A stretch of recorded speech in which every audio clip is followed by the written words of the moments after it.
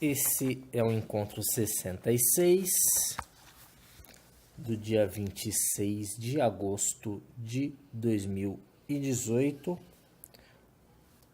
Vamos iniciar o Evangelho com o capítulo 23, estreia moral, item 9. Não vim trazer a paz, mas a divisão. Não penseis que eu tenha vindo trazer paz à terra. Não vim trazer a paz, mas a espada. Porquanto vim separar de seu pai o filho, de sua mãe a filha, de sua sogra a nora. E o homem terá por inimigos os de sua própria casa. Mateus capítulo 10, versículos 34 a 36. Item 10. Vim para lançar fogo à terra, e que é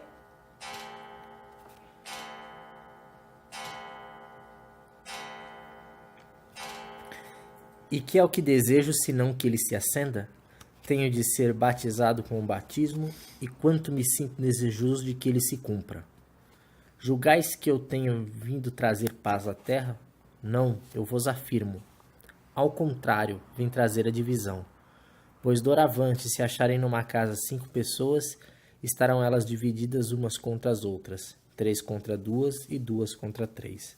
O pai estará em divisão com o filho, e o filho com o pai, a mãe com a filha e a filha com a mãe, a sogra com a nora e a nora com a sogra. Lucas, capítulo 12, versículos 49 a 53. Item 11. Será mesmo possível que Jesus, a personificação da doçura e da bondade, Jesus que não cessou de pregar o amor ao próximo, haja dito: não vim trazer a paz, mas a espada, vim separar do pai o filho, do esposo a esposa, vim lançar fogo à terra e tenho pressa de que ele se acenda? Não estarão essas palavras em contradição flagrante com seus ensinos?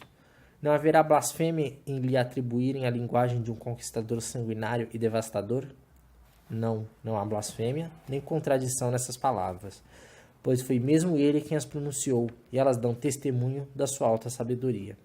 Apenas, um pouco equívoca, a forma não lhe exprime com exatidão o pensamento, o que deu lugar a que se enganassem relativamente ao verdadeiro sentido delas. Tomadas à letra, tenderiam a transformar a sua missão, toda de paz, noutra de perturbação e discórdia. Consequência absurda que o bom senso repele, porquanto Jesus não podia desmentir-se. Capítulo 14, número 6. Item 12.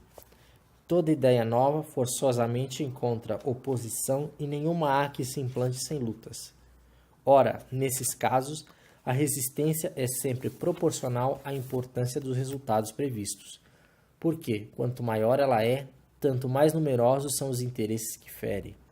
Se for notoriamente falsa, se a julgam isenta de consequências, ninguém se alarma. Deixam-na todos passar, certos de que lhe falta vitalidade.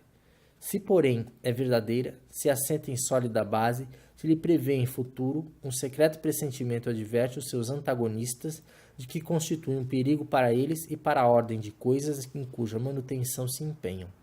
Atiram-se, então, contra ela e contra os seus adeptos. Assim, pois, a medida da importância e dos resultados de uma ideia nova se encontra na emoção que o seu aparecimento causa, na violência da oposição que provoca, bem como no grau e na persistência da ira de seus adversários. Item 13.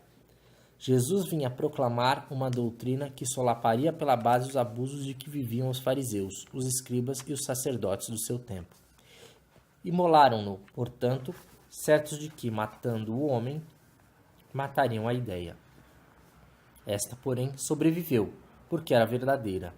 Engrandeceu-se, porque correspondia aos desígnios de Deus, e, nascida num pequeno e obscuro burgo da Judéia, foi plantar o seu estandarte na capital mesma do mundo pagão, à face dos seus mais encarniçados inimigos, daqueles que mais porfiavam em combatê-la, porque subvertia crenças seculares a que eles se apegavam muito mais por interesse do que por convicção.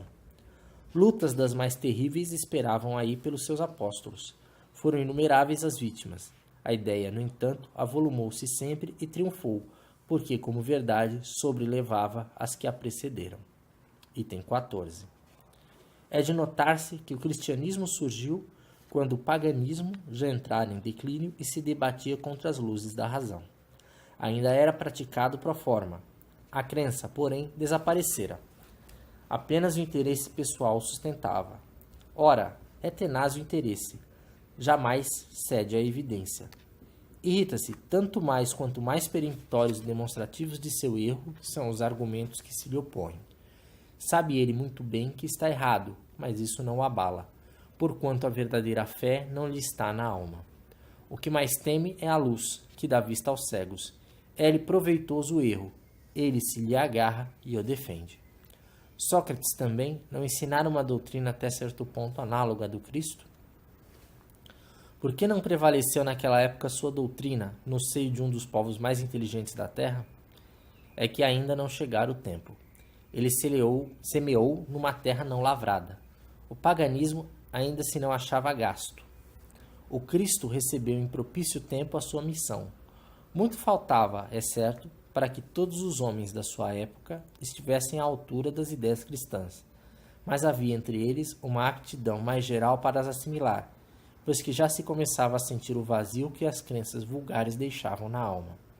Sócrates e Platão haviam aberto o caminho e predisposto os espíritos. Veja-se na introdução o parágrafo 4º, Sócrates e Platão, precursores da ideia cristã e do espiritismo. Item 15.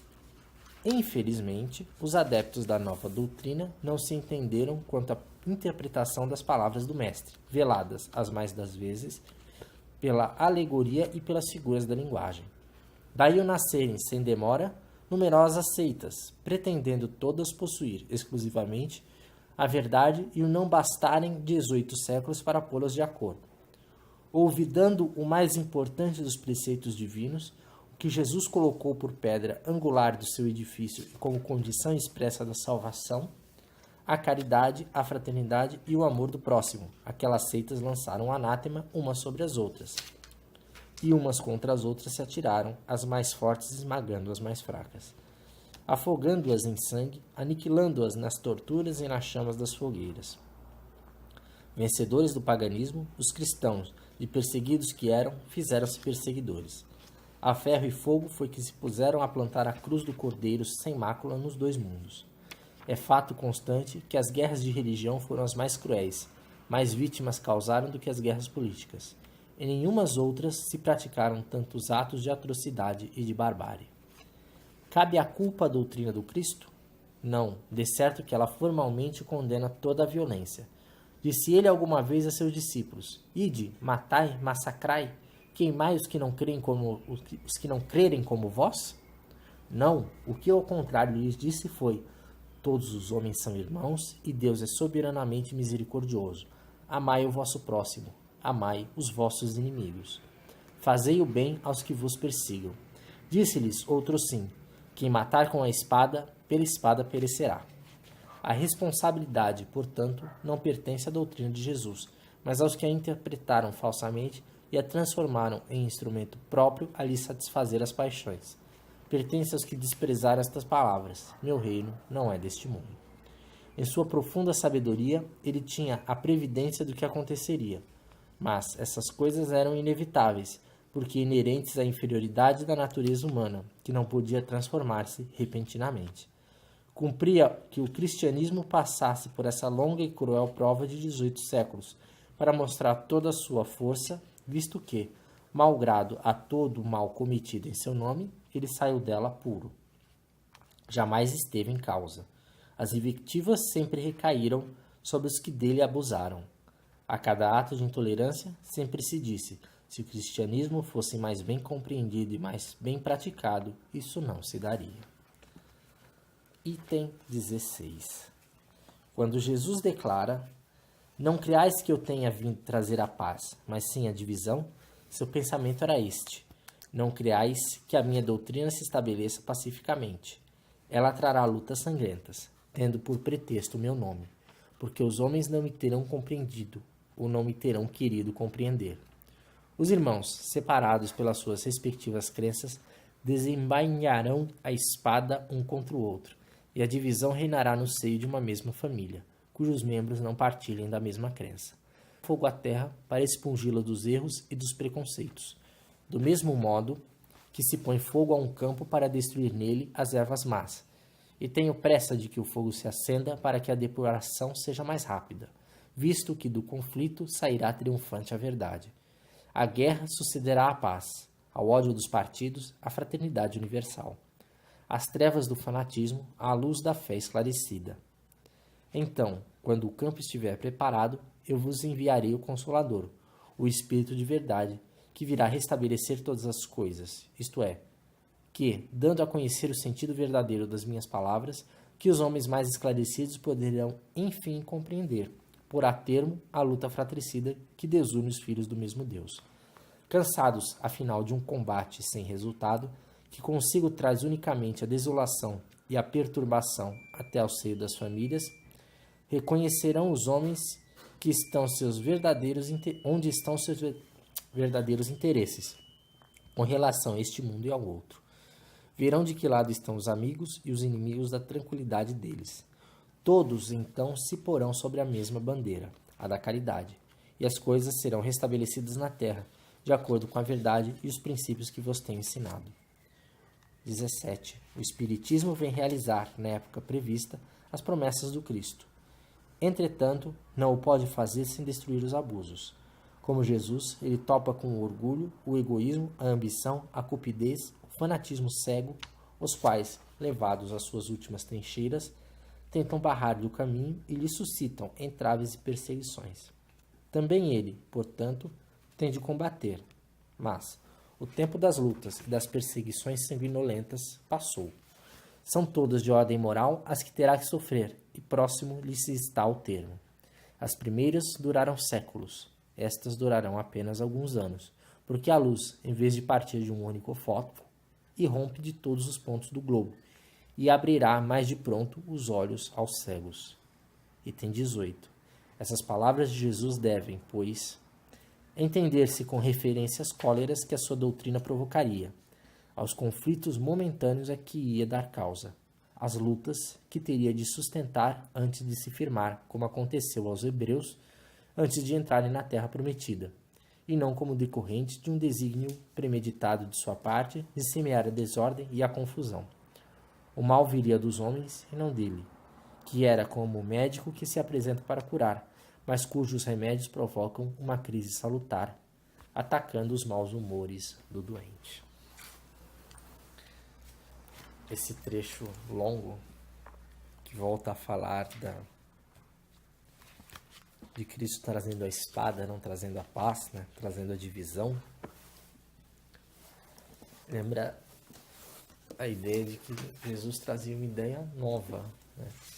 E toda ideia nova ela enfrenta a resistência.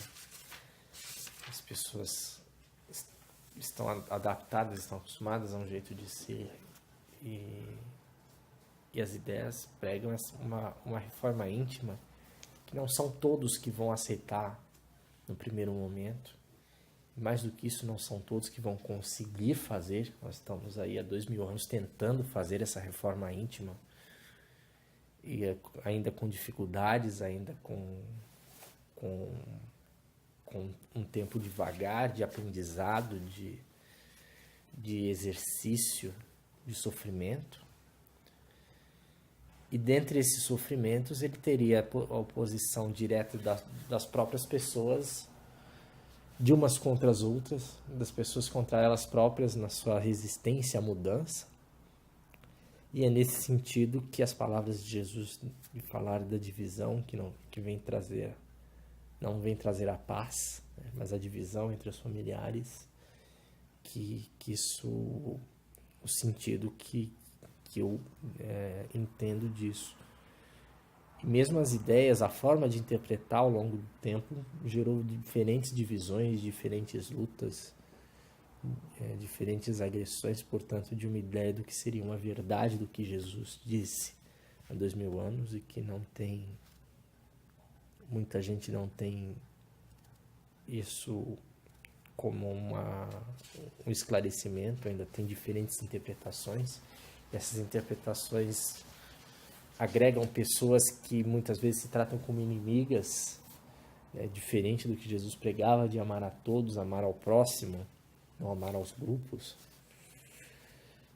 E E acaba sendo mais um exemplo já previdente de Jesus nas palavras de divisões que trariam até após a palavra dele, não pelo sentido da palavra, mas pelas diferentes lutas vaidosas de se determinar uma verdade.